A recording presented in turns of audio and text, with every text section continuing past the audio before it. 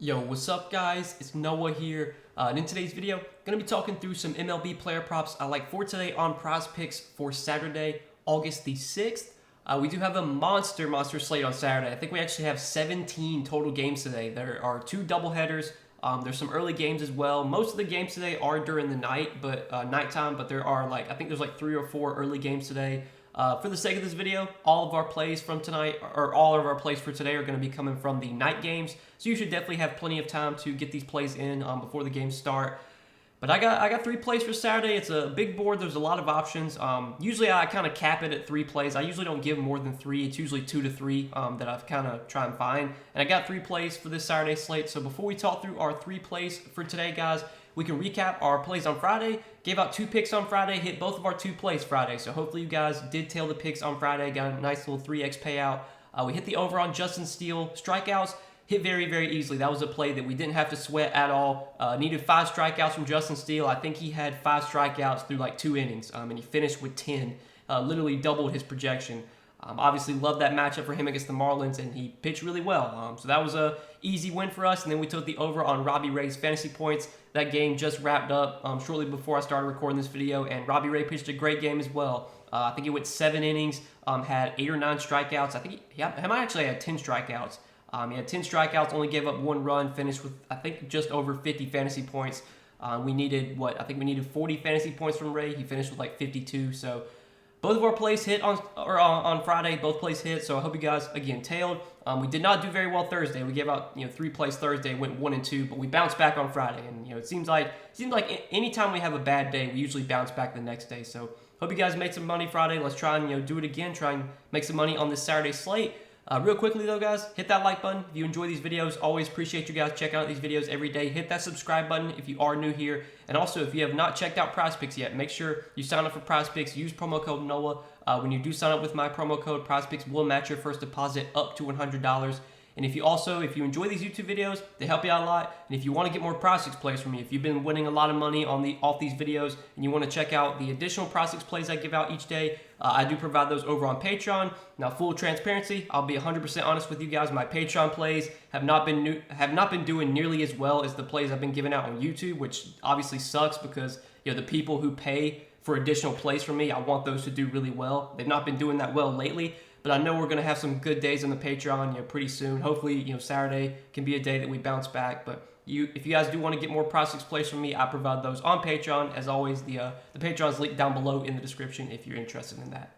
But let's go ahead and talk through our 3 plays for Saturday, guys. We're going to start off in the pitcher fantasy score. Got a pitcher fantasy score prop I like for today, and then I have 2 strikeout props that I'm liking for today.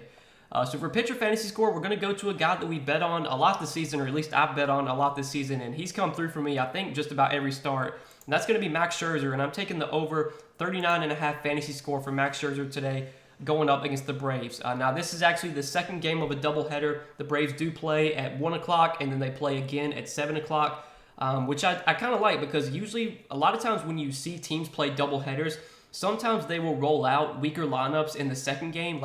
There's a good possibility that maybe they don't play Pete Alonso in both games, or not Pete Alonso, excuse me, but on the Braves side, they don't play Ronald Acuna or Matt Olson or one of those star players, Austin Riley. Maybe those guys, 1 or 2 of those guys doesn't play both games. Maybe they get, the night game off. So we could see the Braves roll out a slightly weaker lineup than what they normally roll out. So far this year, the Braves have been, a good offense, but they do strike out a lot, and this is something that we've talked about all season. The Braves strike out at the second highest rate in the league, 25.3% K rate versus right-handed pitching this season. Their offensive numbers have been about league average. They're 14th in batting average. On-base percentage, Atlanta is, in terms of on-base percentage, I think they're about middle of the pack here. They're actually a little bit more towards the bottom. They're 22nd on-base percentage. Slugging, Atlanta ranks 5th. Obviously, Atlanta does have a lot of power. Their ISO is really high. They have a solid ISO. They are, or where are they at in ISO? Let's see.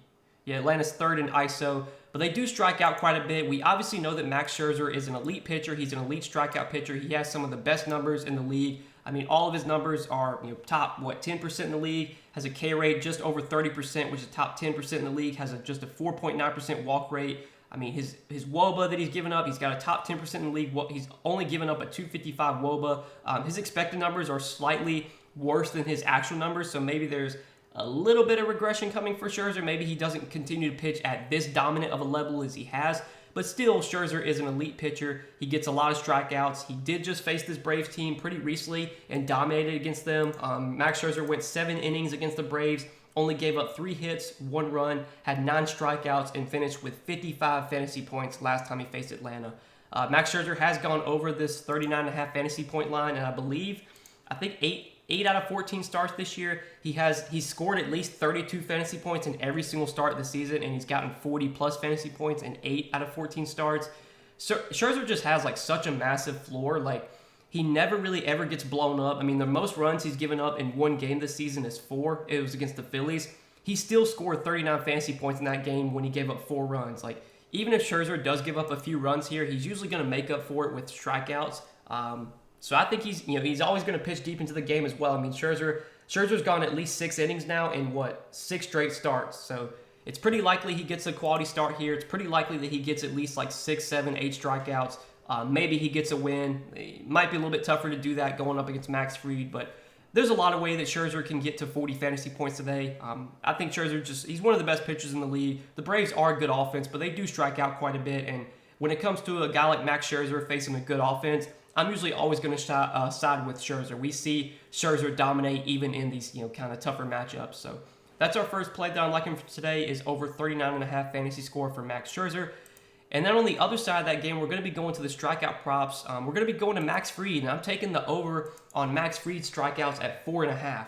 Now, I know this number, it does seem really low, and it is. It kind of is due to the matchup. So far this year, when you look at how the Mets rank versus left-handed pitching this season, they do have one of the lower K rates, just a 20.3% K rate versus lefties this year, which does rank 23rd. When you look over the last 30 days, I believe their numbers are pretty similar. Nothing much has changed. I mean, they're 26th in K rate over their last 30 days. But all that, this line kind of bakes all that in. We never see Max Fried with a K prop at 4.5. Like, this might be the first time all season that Max Fried's had a K prop this low. Maybe the last time he faced the Mets, his K prop was at 4.5. It might have been at 5. Honestly, I can't remember. He has faced the Mets once this season, and Fried did get 5 strikeouts in that start. It was actually when they played against Scherzer. Fried went 5 innings, allowed 5 hits, but did have 5 strikeouts. He didn't really pitch that well. Didn't pitch super deep into the game, which is something that Fried normally does do. Like, normally Max Fried pitches 6, 7 innings at least. He only went 5 innings last time he faced the Mets, but he was able to get 5 strikeouts. I really like this line at 4.5. I think it is too low for Max Fried. I think he has a pretty good chance to get 5 strikeouts here, even in a tougher matchup, even in a matchup where that doesn't set up super well for strikeouts. Fried is just such a talented pitcher. He does have solid strikeout stuff. Obviously not an elite strikeout pitcher, but 23.1% K rate this season. Has a really, really low walk rate. So Fried is a guy that is always going to be able to put the ball in the zone when he needs to. He's not really going to ever let guys get on base. I mean, he'll have plenty of 2-strike counts. It's just a matter of if he can get those punch outs, get those strikeouts. He's got a really good chase rate. Like, he's able to get guys to swing at pitches outside the strike zone. He's top 8% in the league in chase rate. His swing and strike rate's about league average, but I think this line is just too low for Max Fried. I think he's too talented of a pitcher to have a 4.5 K prop. Even though the Mets don't strike out a ton, I still think Fried can get us 5 strikeouts here. Fried has gotten 5 strikeouts, and I do believe a large majority of his starts this season. For what it's worth, he's gotten 4 strikeouts in every single start this year. Fried has made 21 starts. He has 4 strikeouts in all 21 of those starts, and he has 5 strikeouts in 1, 2, 3, 4, 5. Let me count actually how many games he has 4. So 1, 2, 3, 4, 5, 6. So that's 15. 15 out of 21 games he has 5 strikeouts or more. And then obviously there has been 6 starts where Fried has finished with exactly 4 Ks. But I'm going to bank on the talent of Max Fried here. I think he can get us 5 Ks today. And as we mentioned earlier when we talked about Scherzer, since this is the second game of a doubleheader, maybe the Mets roll out a weaker lineup for this game. Maybe, again, maybe they give Pete Alonso the night off. Maybe Lindor doesn't play the night game if he plays the early game. Maybe they sit Marte. I mean, when you look at this Mets lineup, the guys that do strike out are Darren Ruff, who's a new addition. That's actually good for Max Fried to have Darren Ruff in the lineup because Darren Ruff does strike out 25% versus lefties this year. Starling Marte's actually been striking out more versus lefties, 23.9%. Eduardo Escobar, 24.4% K rate. Thomas Nido, 25% K rate. So there are strikeouts to be had in this Mets lineup. Obviously, it's just a few hitters, but I'm going to bank on the talent of Freed here. I think he can get us 5Ks. Wouldn't be surprised if you see this line get bumped up to 5. We don't have any odds on this on this game yet. If Freed's prop on DraftKings Sportsbook is posted at 4.5, I have a good feeling there's going to be some pretty heavy juice on that over. So this line might move. I want to go ahead and get it at 4.5, and it is going to be our second play for today, over 4.5 strikeouts for Max Fried. And then we're going to go to one of the other night games. We're going to be looking at Nick Lodolo, and I'm going to be taking his over 6.5 strikeouts going up against the Brewers. This is a really good matchup for strikeouts. So far this year, when you look at where the Brewers rank versus left-handed pitching, they have one of the higher K rates in the league, 24.4% K rate, which actually is 4th highest in the league.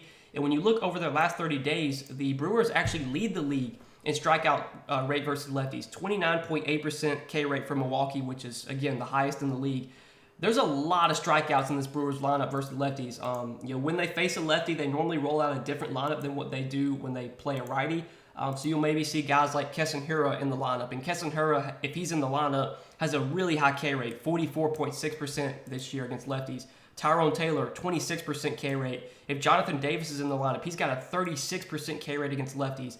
Really, Urias and Brosu are like the only guys that don't strike out. Like even Renfroe, 27% K rate. Willie Adames, 26% K rate. This lineup is just loaded with strikeouts, and Nick Lodolo is a really good strikeout pitcher. He's got a K rate just above 30% this season, which is top 10% in the league or close to that.